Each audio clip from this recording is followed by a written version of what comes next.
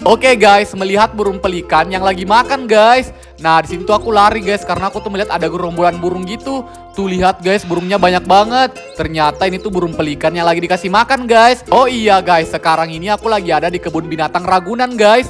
Dan di sini tuh katanya banyak banget hewan-hewannya. Tuh lihat guys, ini baru pertama kalinya aku melihat burung pelikan secara langsung. Aku pernah lihat sih guys, tapi di film kartun Nemo. Wah, ternyata bentuk asli burung pelikan seperti ini.